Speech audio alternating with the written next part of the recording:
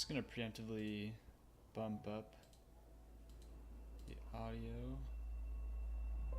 Go +10. This is the first time I've streamed with this mic, which I got for recording my new podcast, which is really exciting. Though, of course, for the podcast audio, I can just change it on the back end, so not sure how loud this should be. So I'm just going to pull up the stream on my phone here and see how loud it sounds.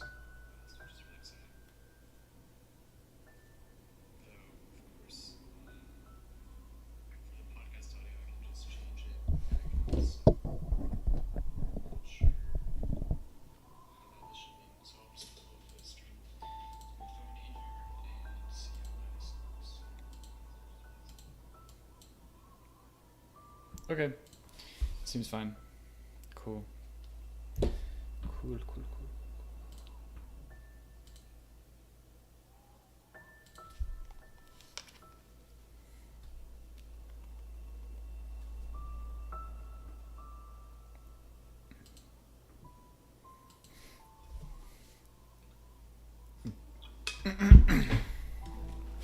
All right.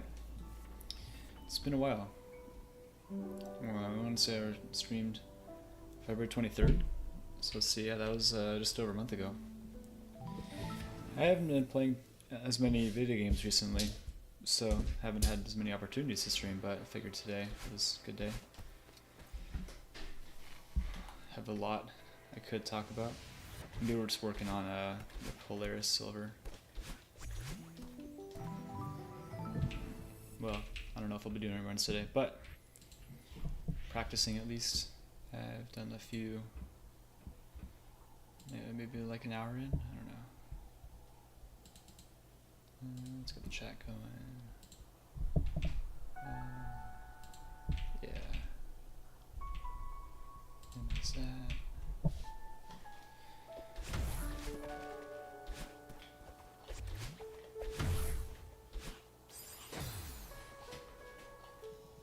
I'm gonna turn this down before. This feels good. I've also just been reading a ton for a variety of reasons. Obviously, the fiction grind never stops, but just continuing the non-fiction stuff as well. The newest read is really interesting. It's called Decoding Your Cat. And this is by the American College of Veterinary Behaviorists. So people that get to do operant and classical conditioning as their job for cats. Which is not what I was looking into the book for, which is funny looking back. I was just like, oh, I don't know that much about cats. I've always had cats, lived with them and all that.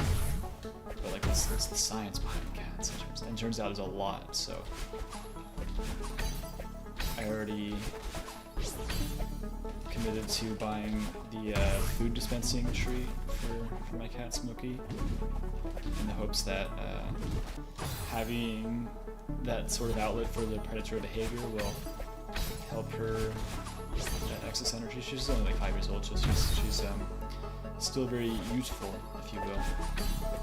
She also has a lot of anxiety around feeding times too. I feel bad for her. We feed her at 5 and 10 p.m.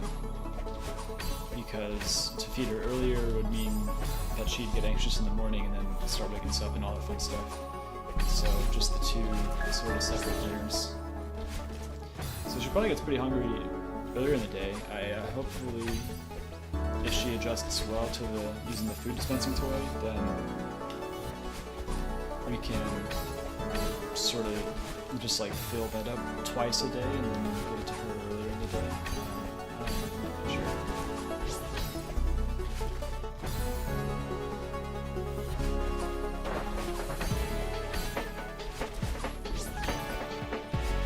But at the least, maybe that'll be better, at least compared to the current situation, which is the 2 meals plus my stepdad feeding her from the table, like, a lot, which I can't, which is really annoying.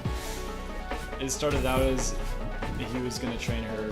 He was back then like into the classical operant conditioning. He was gonna train her to tap the bell for food, which never really panned out. I don't think Smokey ever figured it out.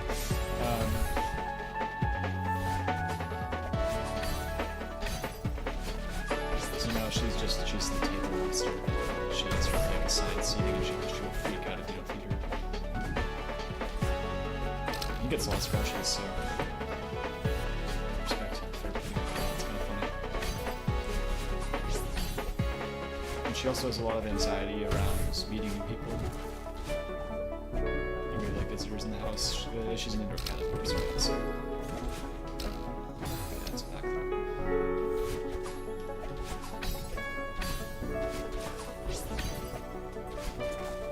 So I think we're going to start pairing treats whenever she is introduced to a new person. That way she'll maybe have a more positive association with meeting people, even if she is scared.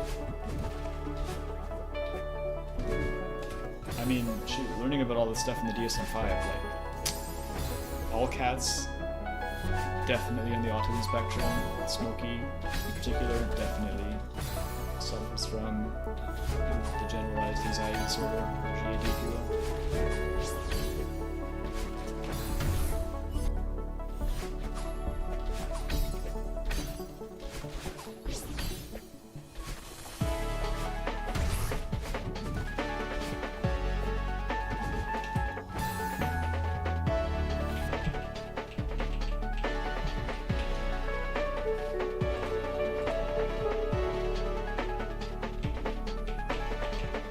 I guess that's another thing we could talk about. Actually, I don't think I talked about this channel.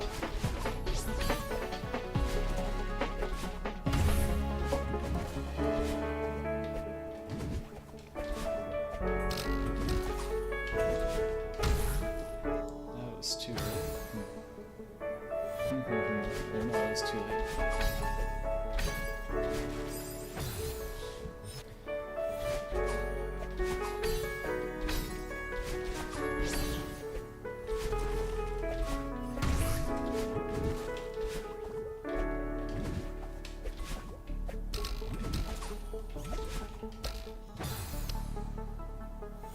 Just struggling to find the words. It's always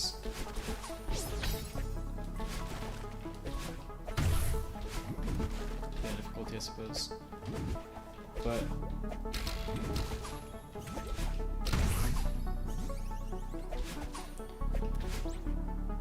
if I had to break it down to like, here's why I've been playing less video games and doing more reading, was figuring out that I'm on the autism spectrum. So I've been sort of deep diving into the world of psychology at large, trying to understand like, okay, so I guess I have a different way of thinking, but what does it actually mean? It's interesting looking back how your perspective changes so much when you realize just how differently you can think from other people. So it's still something I'm trying to process with. Celeste is all been for me. It's good. More ways than one.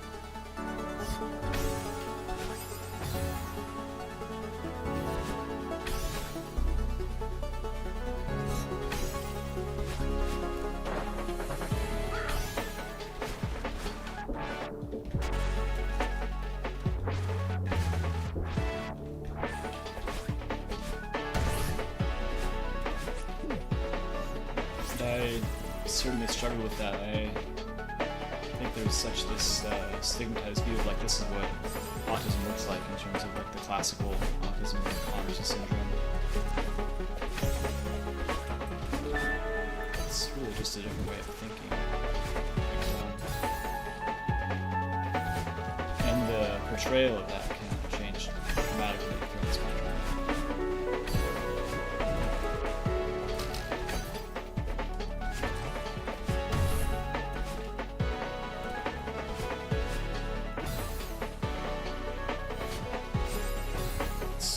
Comical to me.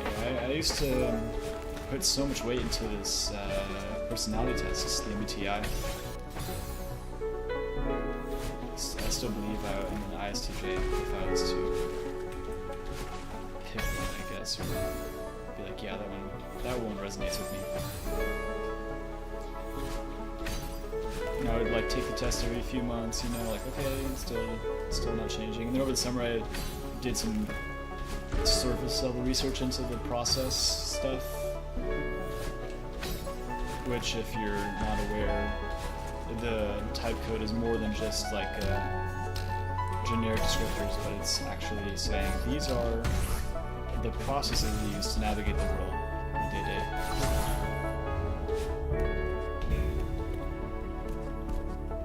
Where the first letter denotes whether your primary process is introverted or extroverted. The last letter denotes if it's a decision-making process or information intake. So if you're more likely to wait and observe or make decisions. It's not necessarily true, actually. Or which one are you extrovert?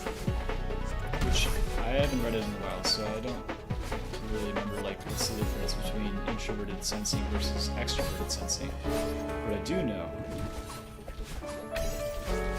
is that it ties in really well with, you know, C.G. Jung's idea of individuation, that throughout your development as a child and an adolescent into like young adulthood, you only really have time to develop those two primary secondary processes, which for me that would be introverted sensing and extroverted thinking. So like, okay, what is going on? Yeah, later, man. What is going on in my world? What have I observed in the past that I can extrapolate information from and use in the current situation?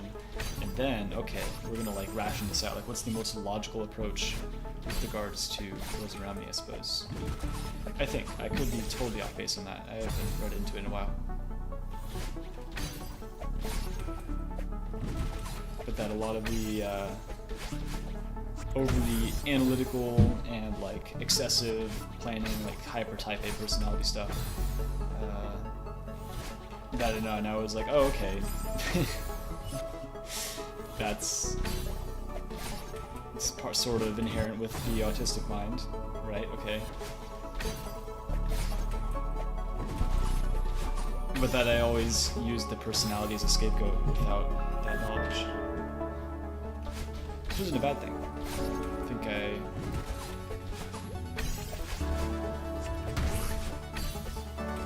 I feel a lot better now, of course, having more information about myself with regards to other people, but that I wasn't like questioning my whole life, like, okay, I'm just not fitting in, I'm not right, because I had the personality to attribute that stuff to. At least past high school, that was when I got introduced to the wonderful The Quiet Power by Miss Susan Cain. The introvert book. If only extroverts had a book, but they wouldn't because they're too busy socializing or something. I kid, of course. Or do I?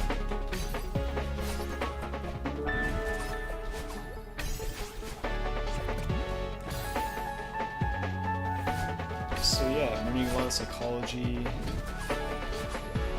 psychoanalyzing all the fiction characters when I'm not reading psychology. I do miss the consistency of Celeste, so I think I'd like to get back to this sort of streaming at least semi-regularly, even once every other week. I guess it's not like it matters that much. I'm not really drawing any viewership, but for me as an outlet, because there's a lot of stuff that I want to talk about sometimes that I maybe don't feel comfortable talking about with my friends, or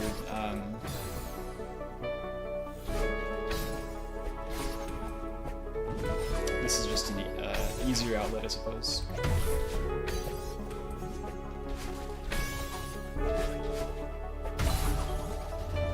Okay, that's a pretty tight area.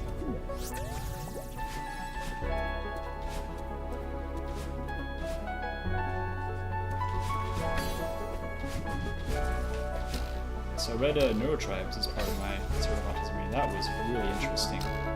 The whole history behind the way autism has been viewed, understood, like first as a sort of childhood schizophrenia, which was totally off base, of course. It was just a theory at the time, because they weren't really too sure what was going on in the minds of these kids, and they just noted that they were sort of detached from reality, at least when you compare them to the typically developing children.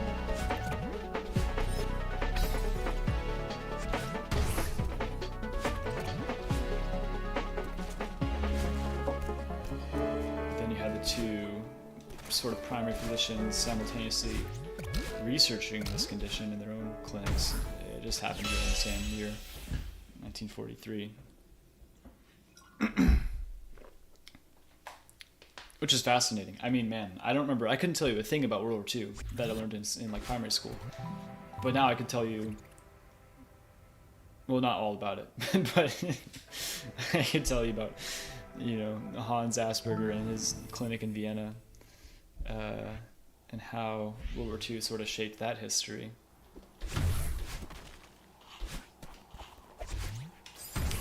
I'm kind of confused about the perception of Asperger. It seems like some of the autistic community uses that labeling still, and some people, for the political reasons, don't approve, potentially. Since he was working in Germany, Nazi Germany, that is, during World War II. He was not Jewish, but he had some sort of faith, which is interesting. But that a lot of his coworkers, the ones working like directly with him on these kids who were on the spectrum, as we presume now, were Jewish, and so they moved to America under the supervision of Leo Connor, who then went on to make up all of his, not like, I don't know if I would say crazy, but sort of misguided revelations regarding autism, with disregard to what they had to say about it, and also their contribution, or Asperger's clinic, just period. Which is crazy. I guess I'm glad that there's more awareness about this stuff now.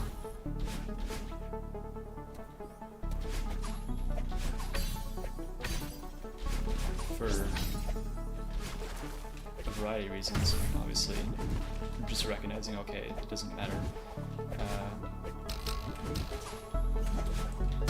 Like, for instance, that Connor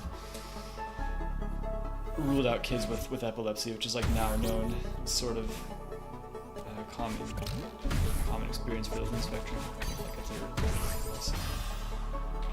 exact numbers. Or just the breadth of the spectrum, which it was, of course, Asperger was sort of out of the picture in the clinical sense by this time, but that Lorna Wing and her British colleagues developed the research and the criteria for the ICD, which then went into the DSM eventually. And that's still all in flux for sure. It was only 2013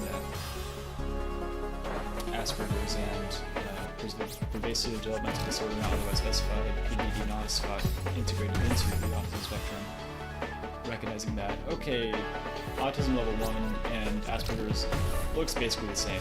You can't really tell them apart. They are the same, from what I understand. Maybe the one that is no, that's right.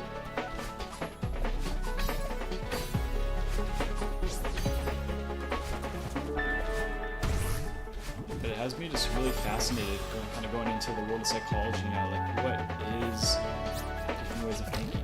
What would it be like to be somebody else? I mean, if you only have your own frame of reference to pull from, and you assume that that's a normal way of perceiving things, because you only have that perspective, then how would you even begin to understand someone else's experience? And furthermore, like, what does it mean for people who have different ways of thinking? Because everyone has a different way of thinking. But that you don't like necessarily have autism or ADHD or dyslexia, dyspraxia, dyscalculia, etc., etc. how do you begin to, is there a way to like qualitatively determine, I guess like not your intelligence level, but your way of thinking? And I suppose Gardner touched on this in Gardner's theory of multiple intelligences. He was like, people are going to be drawn towards certain subjects because they are smarter in certain subjects than others, which was more from the education standpoint.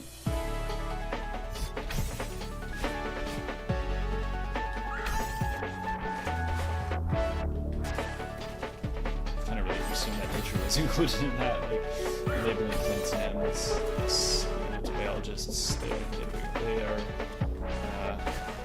just one of the 8 intelligences, and that's it. And I feel like even that theory, which is very well broken up comparatively to alternate ones like the IQ test, or what was the one with 3?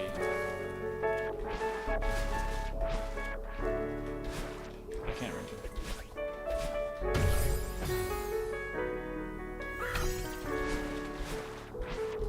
Low-key, I'm not playing that well today, but it's okay because I get to like chat, and it's nice, very nice. Use of my time.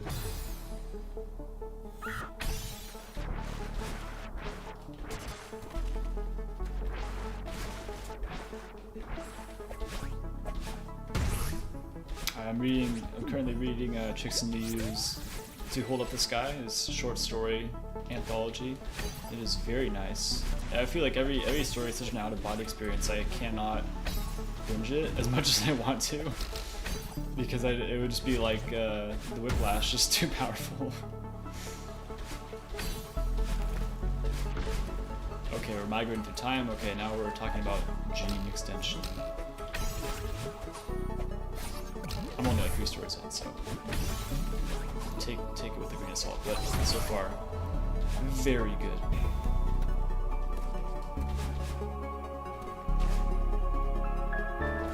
And that was sort of taking a break from the Mistborn trilogy, so I finished 2.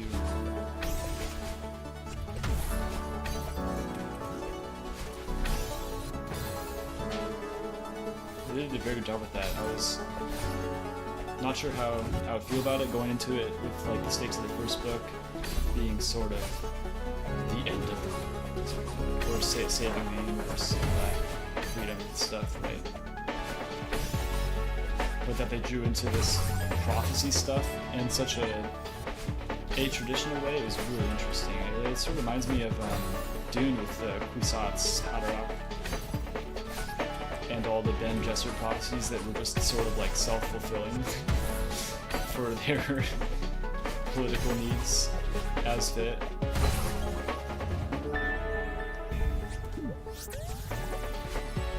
And that even Sazed was like, you know, I don't know if I should trust myself. I feel like my judgment's a little biased right now. I trust myself. And then by the time he started doubting, it was way too late. Still confused why Ellen got to become a Paladin, but I don't think I got that. Or at least he was in that sort of life or death situation. What do they call those again?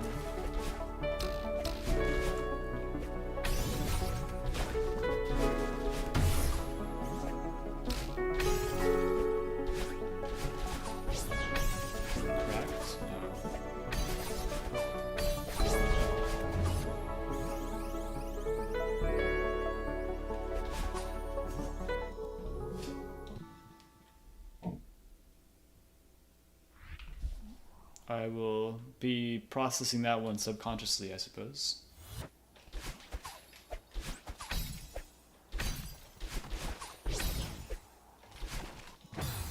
Why is that? That one section is so hard. More so than like every other. I don't like falling into the attack. The rest is simpler because you have the previous dash cues to go off of.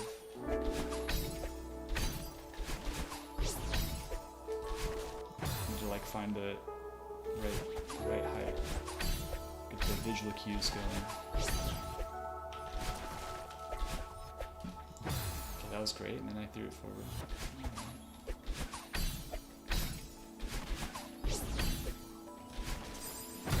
Awaken? Is it when they awaken to their powers? I can't even remember what Vin's was, because she was like using her luck subconsciously or without knowledge of it being elemency.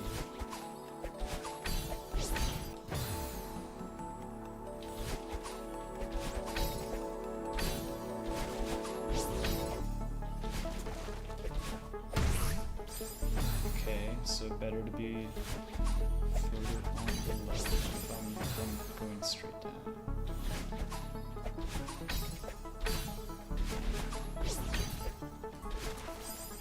Oh. Gross.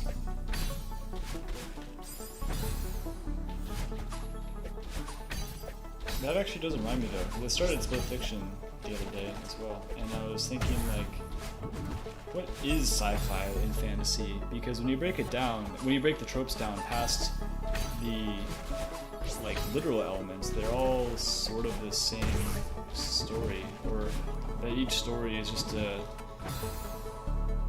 different perspective of the hero trope and the villain trope and the corrupt government trope and the corruption trope. Wait, I just said corrupt government. Family is everything. Thank you, Dom. Very cool. I mean, look at Celeste. It's the not the hero's journey, but the journey trope that's still there, and the personal difficulty.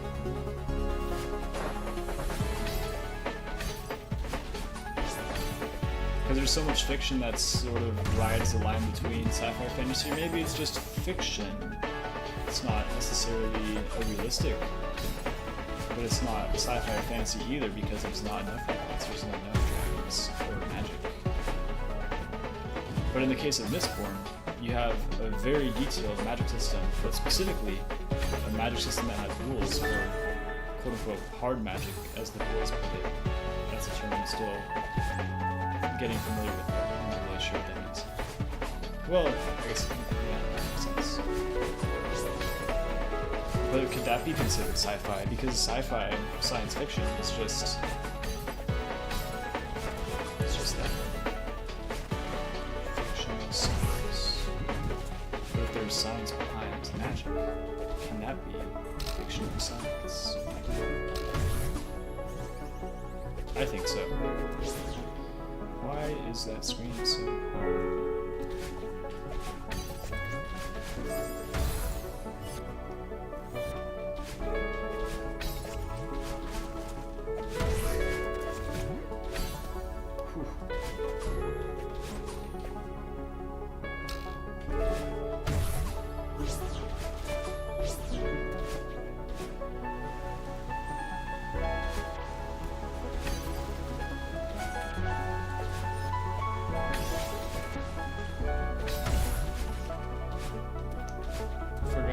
I missed this medium. It's so nice to just kind of yap with whatever's on my mind as it fluctuates without having to wait for whatever the other person's going to say.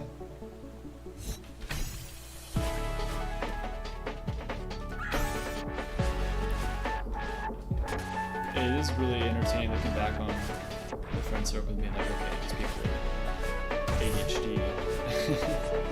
and they've been historically easier to communicate with. Sure why that is from the autistic perspective, but just the communication piece.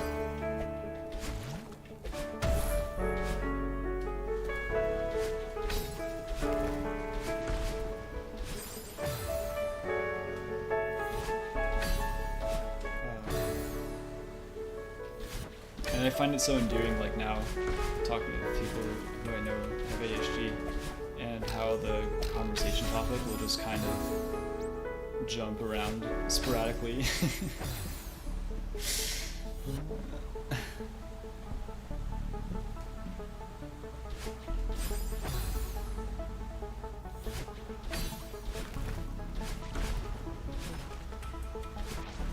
I should look into starting another podcast with my my ADHD friend. He's got a lot of interesting ideas. And our history teacher in fourth grade, he always told us we should start a podcast. Of course, because we weren't paying attention in his class.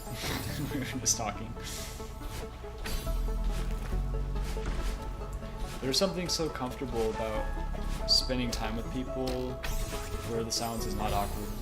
But I'm not sure what denotes that, because maybe the silence isn't awkward for me, but what if it's awkward for them?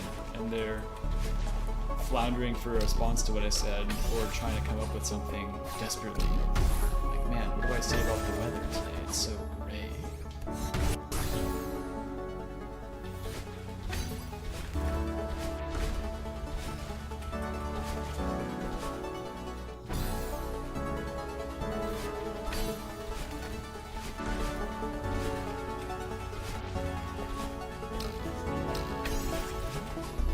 In the future, conversations will be elaborate queue systems where each person will queue the things they want to talk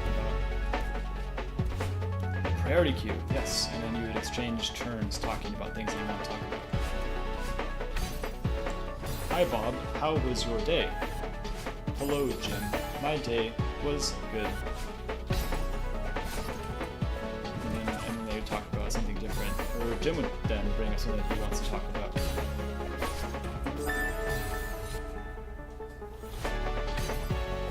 Which I'm struggling to come up with that.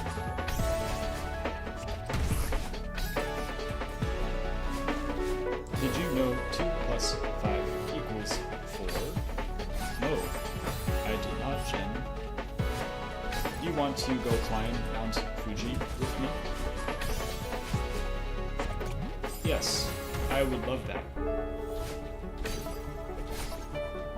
I hear the cats and dogs are raining this time of the day. And it would just go back and forth from like topic to topic. That's a good sci-fi idea. Mr. Chicxulub has me inspired here. Sky's the limit, right? Hey, man. It's funny because his short story collection is called To Hold Up the Sky. So if the sky is the limit and you can hold it up, then use it.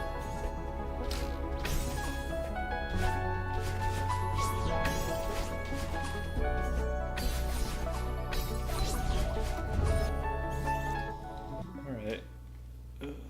I'll try 3 a few more times and then do some more runs. Low-key, a little sleepy. Might get back to some reading, or I have some more comic projects I'm working on. I got these books from Powell's, and it's like some crazy modular stuff. It's really interesting. The wireframes in particular, I have no experience with them. I've pretty much only done Shinobi, and it's for modular origami, but there's a lot to check out. It's pretty cool.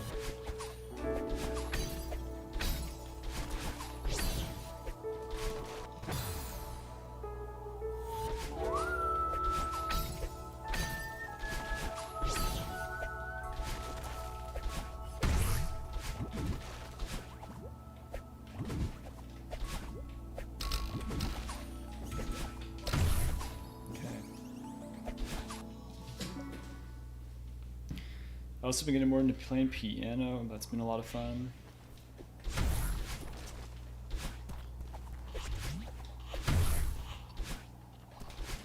I'm really curious in learning to play the keytar now, because that's a thing and it looks awesome. Why play the guitar when you could play keys, and why play the piano when you could jam the keytar, I believe.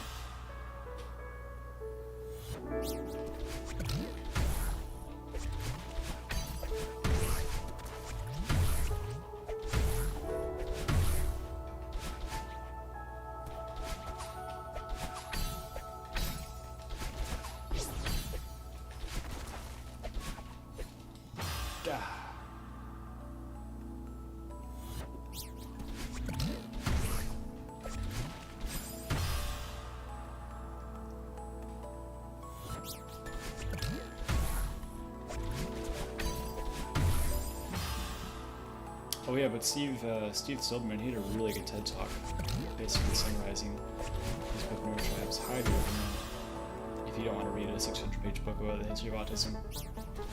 A 14-minute TED talk is much more reasonable, I would say. Probably send that to my friends.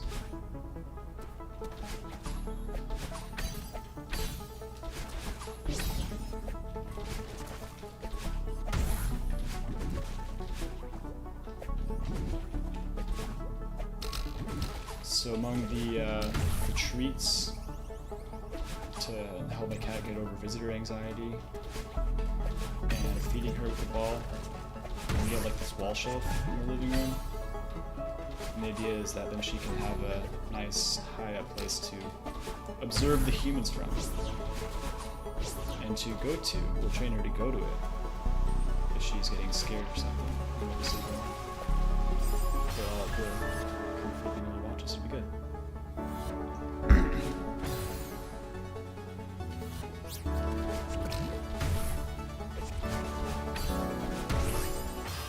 There's like so many practical uses for training cats that I didn't even think about.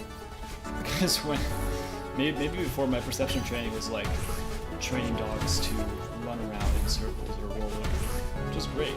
It's really cool to have well-trained dogs because they trust you. Learning's great.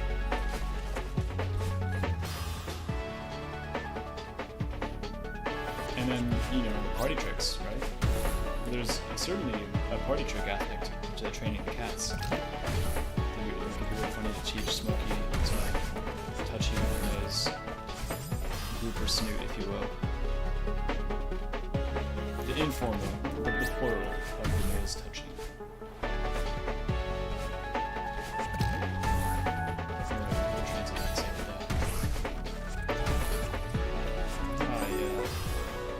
Mustaches are just today. Yeah, I guess I haven't really played too many video games in general. It's weird. I had like more free time, or quote unquote free time this term than I have had in a long time. It's all just been reading, which is cool. There's nothing like a full Goodreads with many subshells and reviews. I love reading reviews of books and like people write these, you know, these full anthologies about like their experience reading the book and like how life-changing it was for them. That's cool and all, but like then you go to Letterboxd and it's just the one line meme. Family's everything. Or what have I done? Or something along those lines. And of course, because Letterboxd is more frequently used than Goodreads, you know, these like one-liners have like thousands of likes. Which I guess some of the Goodreads books are used to as well. I'd be really curious to see a random population of like the average, well, I guess it's not average, the Goodreads user, the frequent Goodreads user, and then like what is the age of that group compared to the average Letterboxd fan? So it'd probably be a lot higher. I'm not sure how much higher. Hey.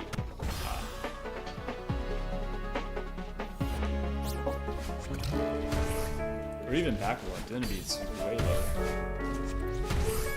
Unless if backlogged is actually a cult of dad gamers that I stumbled upon for some reason. It's probably other websites people use too. It's not as monopolized. Is that a word? Monopolized, if you will.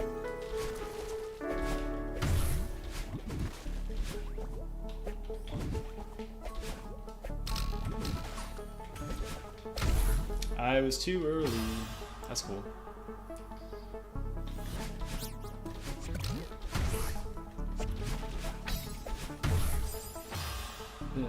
Last time I was playing Celeste, I was working on the silvers for the Kelper nail collab, which was a very quaint collab. I like that one. The nail mechanic, very cool. Not sure if any new levels of that have come out with that. I'm sure they have. Just haven't checked. Oh god, it was that PVZ level. Oh. It was very fun. I think it was zucchini. But the spider mechanic, that only comes in when you're running the silver, so you can't practice it. That's the way to like trigger it. I'm not sure. I don't know enough about the debugging stuff.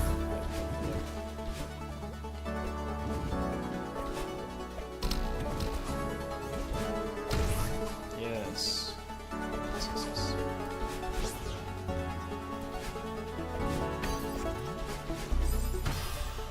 No. Go on the dark street. It's been too long. 40 minutes. Probably shoot for an hour. So I have some crazy rapid starts. It was funny, I had like so much energy this afternoon. I was making the granola bars, I was flying around with the synthwave, the future funk, feeling like live. And then I sit down and start gaming. I can't take this anymore. Life is just too hard. I feel like I've been sleep deprived for a while, but I don't even know. It's hard to track my progress and catching up because I had like a night of 9 hours of sleep and I still feel groggy, and then another night where I get like 7 hours and I'm like wide awake. But I suppose a lot of it comes down to the thing I'm doing that day. In this case, I started off so that was pretty good. It's a nice way to start the day, if not too nice. Because I'll be pushing myself to like the physical limit, and then I'm all lightheaded because I haven't had enough water. I'm just like not awake. I guess I'm not used to it. It certainly makes the rest of the day much easier. More rewarding? I don't know, something about working out.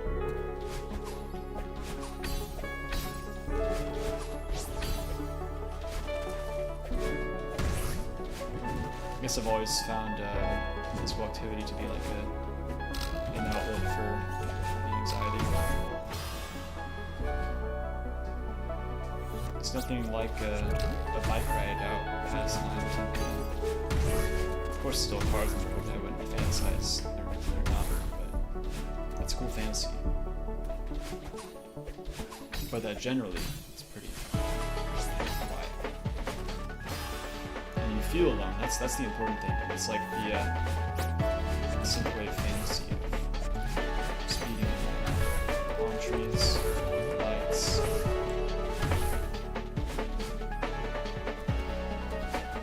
Picturesque mountain ranges, all the bling. I hope this sounds good.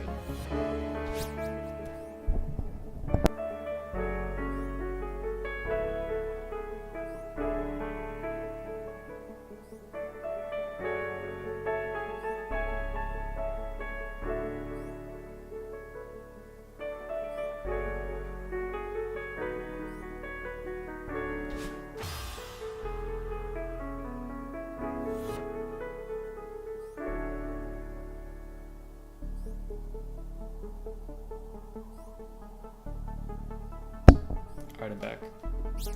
I think I turned it off the mic, I'm not sure. Guess I'll find out.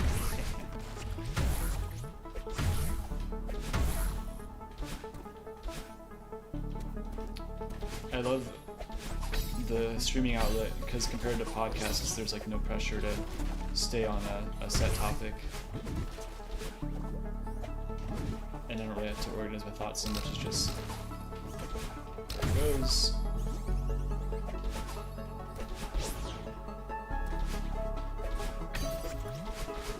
And I can kind of just, doesn't really matter if there's no audience because I can just get stuff lined out. I'd be curious as to how the dynamic would change if there were viewers, I suppose. Not in like an envious sort of sense, just genuinely curious.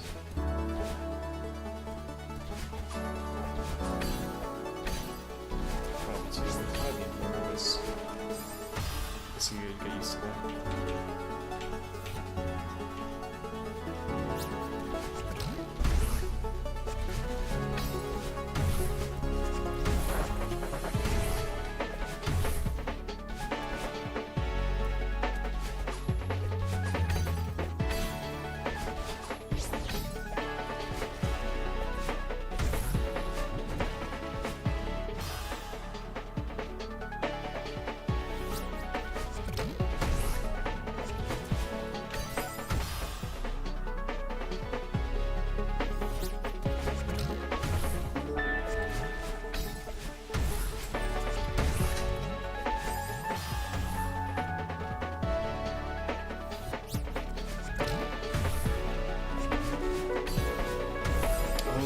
Pulp Fiction. It's interesting. I didn't buy the game, it's been on Game Pass, but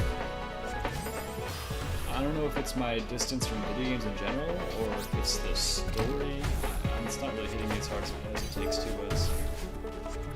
Which is fine. I guess there's less personal investment in the story. I think it's still really cool. If I'm curious in writing a book in general, definitely like a memoir. At some point, TM Asterix, TBD, etc. And probably a fiction book too. That would be really special. I think about all the fiction books I've enjoyed, and there's something special about really getting lost in those worlds and not talking with, but living with all these characters in your head. And then they go away and they're like really sad. Definitely I feel like there's a correlation between finishing a book and then the emptiness maybe. It's like a real friendship ending. It's so sad. I went to the beginning studies and it's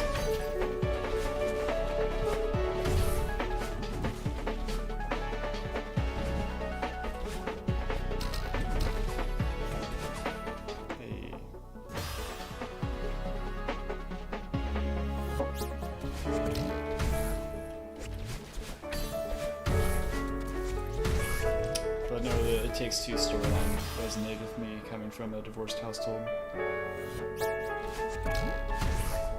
For the longest time, even like 2 or 3 years ago, I might have known this was never a concrete possibility, but I would sort of wish like, okay,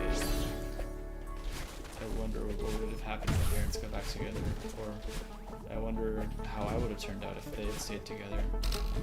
Can't help but wonder that.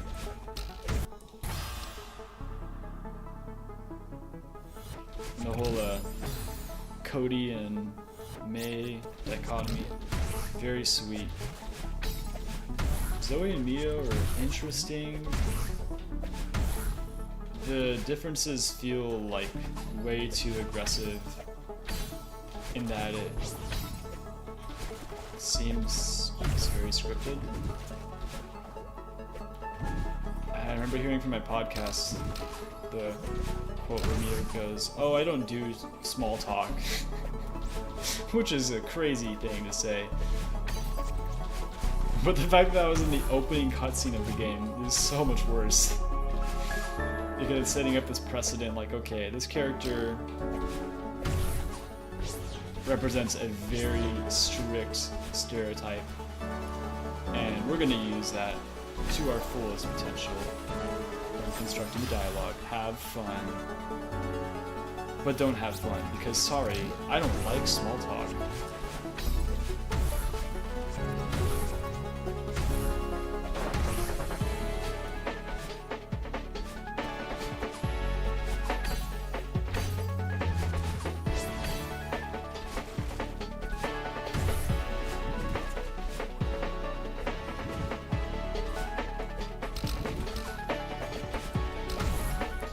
God forbid someone attempt to make a human connection in this meaninglessness of life.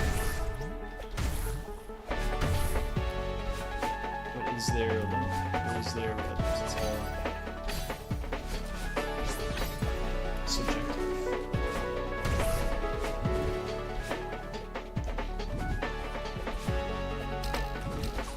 I'm not religious, but it is interesting to hear other people's perspectives.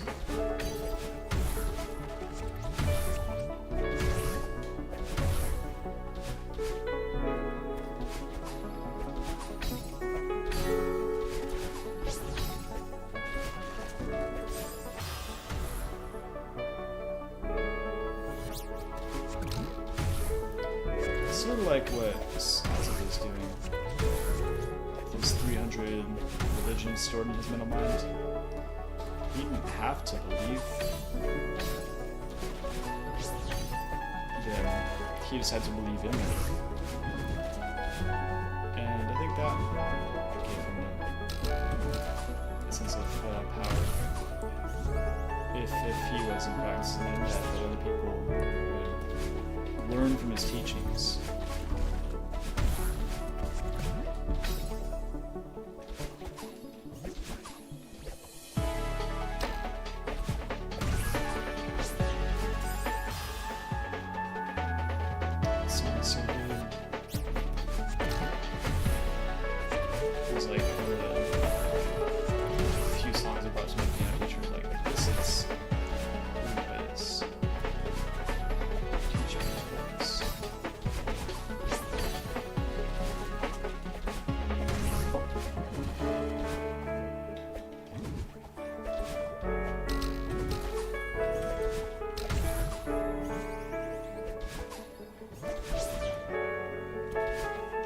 At 300 hours in the time clock.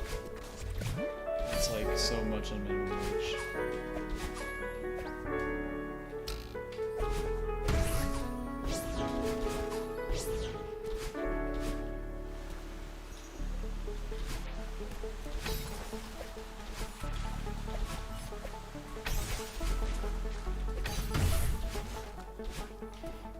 Nice.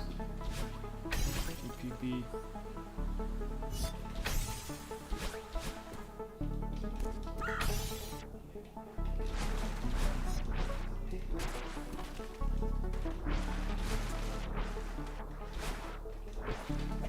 Water physics are so weird.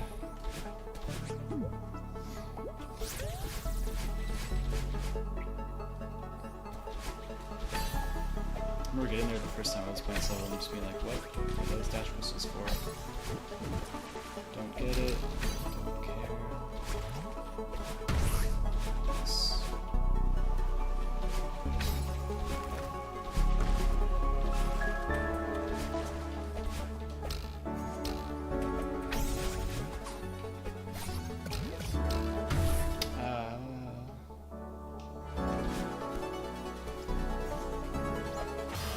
That was so good. Pushed it up like a whole 2 rooms.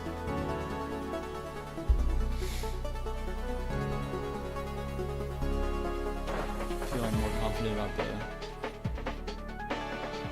first half.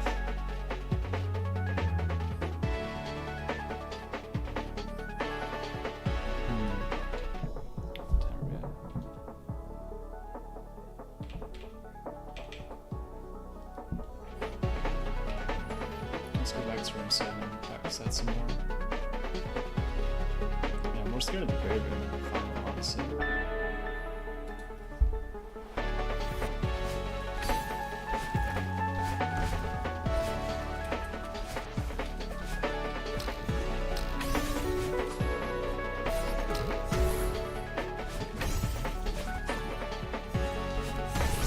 Okay, so I don't want to drop it.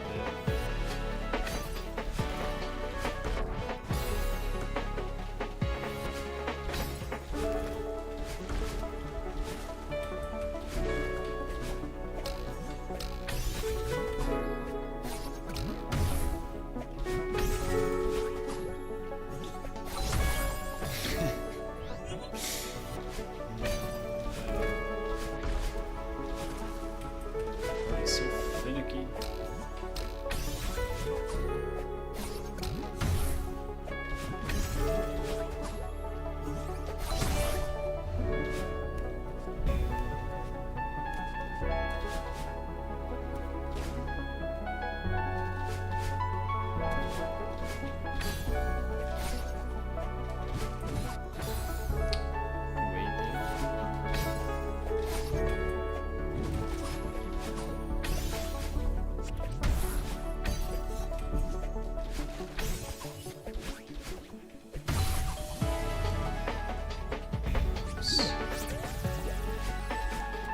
I started watching Severance too. It's been really interesting.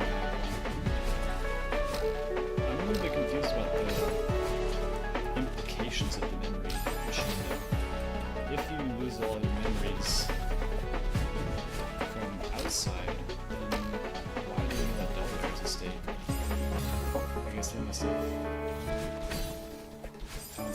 keep general knowledge like that, which is really weird. It doesn't really make sense. In the sense that general knowledge equates to personal experiences in learning about the state of Delaware, or this personal association with the state of Delaware.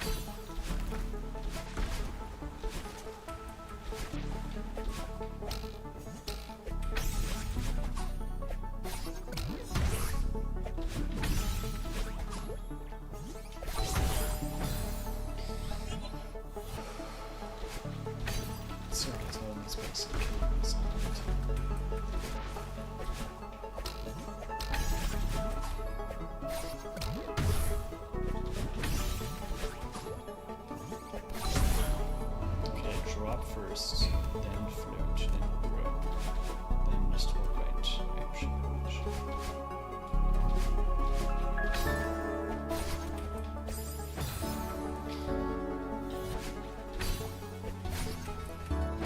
Go ahead and learn ASL. That'd be really cool.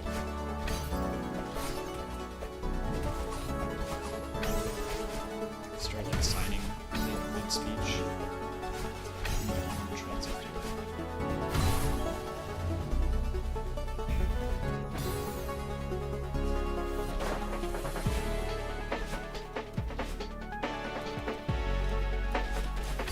That's just fast, that's me. You can have a language and just go motionless. Like I learn a lot about like non-verbal language too, which would be cool in its own sense. I think I'll do a handful more runs. More than a couple, less than a dozen.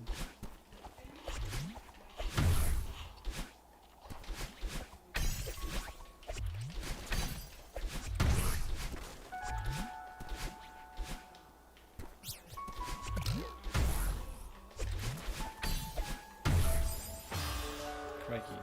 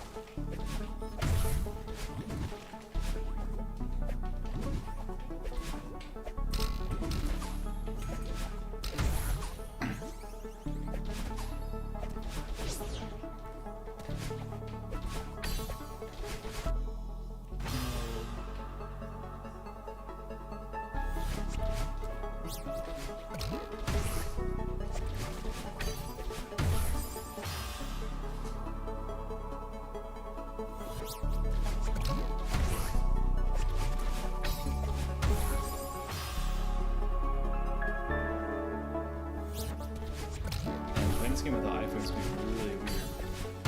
I guess freeze frames. Because you get so used to it.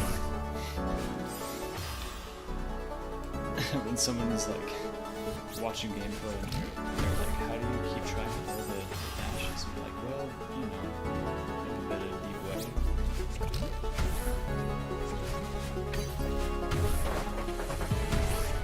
How about you, baby? Stupid fast.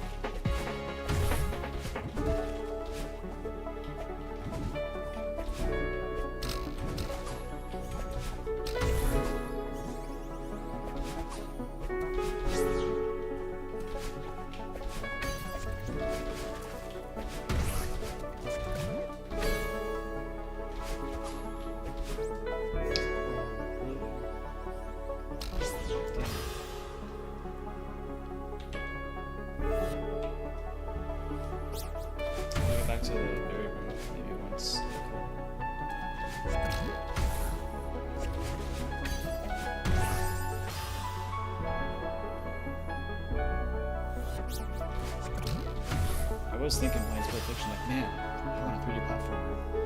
Meanwhile, Astrobot collecting dust on the backlog.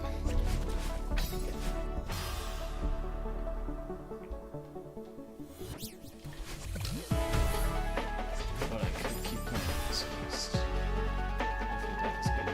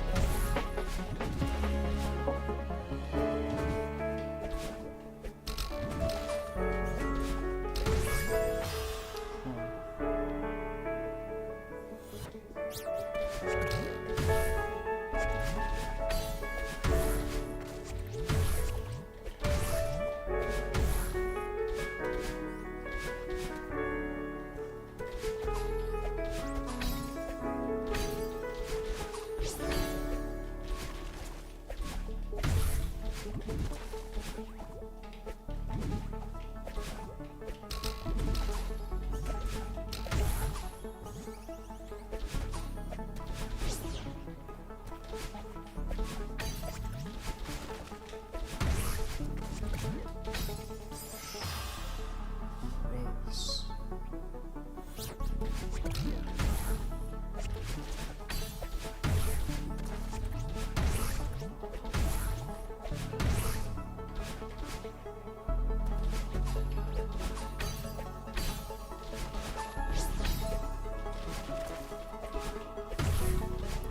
I wonder how well the mic is picking up the controller sounds. Check it later. Always kind of a fun aspect. I haven't used the Xbox controller so long. So when I got the controller I got for using the computer breaks before everything else.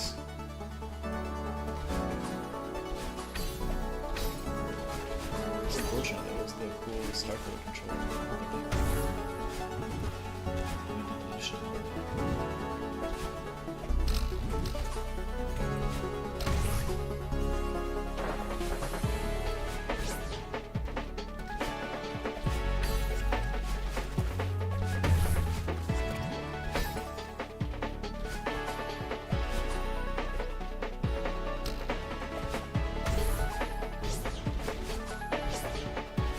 I'm gonna stop it after this one.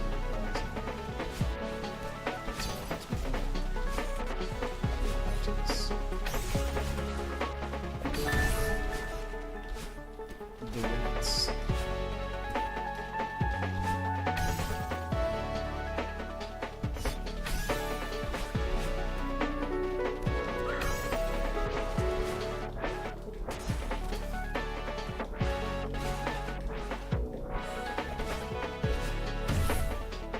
Nice. 2 for 2 on the theory.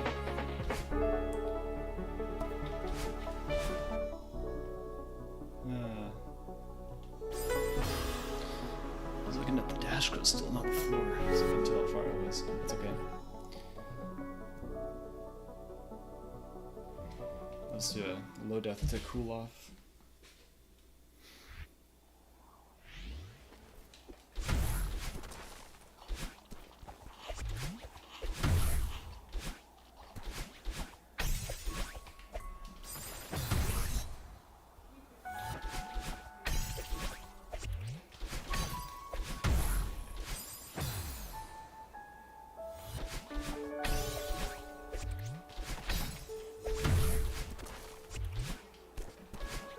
Could have more deaths in that room than the rest of them.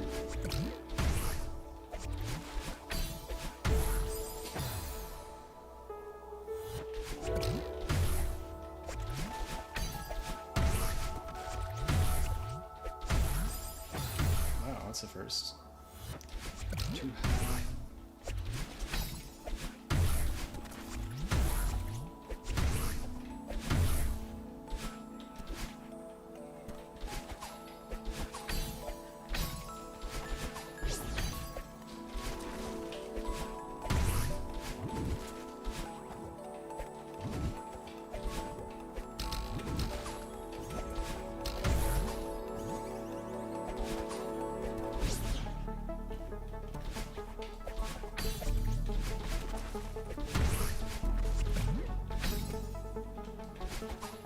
cheatsies.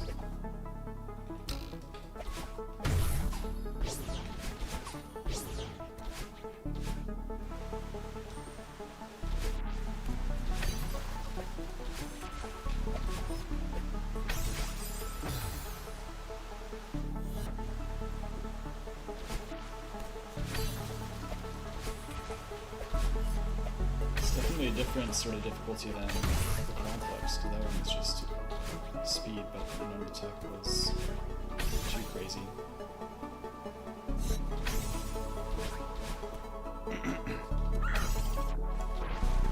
Very good stuff in this. Very, very good practice for sure.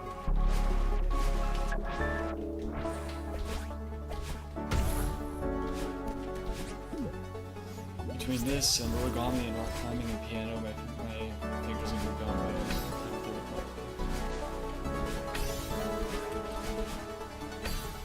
Either that, or it's all working. And that keytar has me salving them. So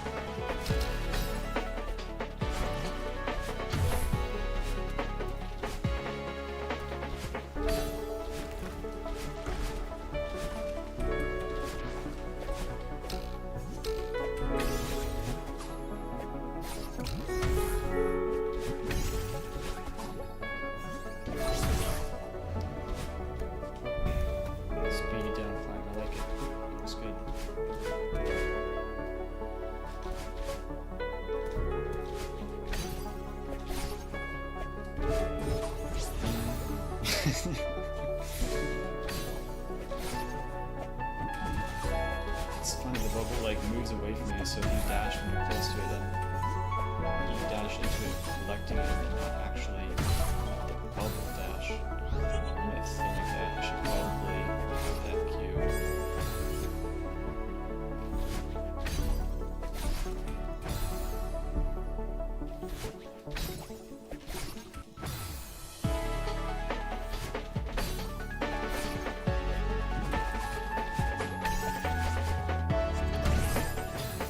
Thinking about the food dispenser toy, I'm worried that it's gonna like dispense the food too quick. She doesn't actually play with it. It's like not. It's like it's fun. It's just sad. I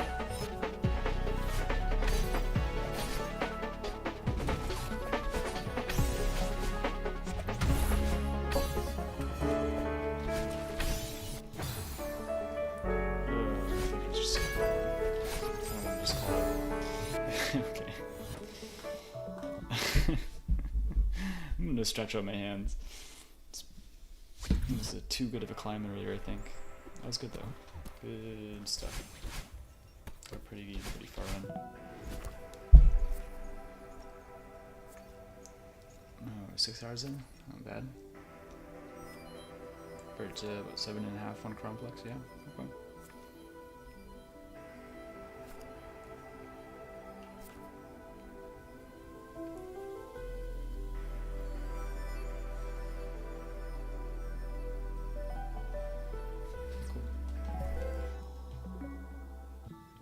It's a fun stream. Yeah, I want to get back to this. Ooh, thank you, me, for listening, or anyone else for tuning in.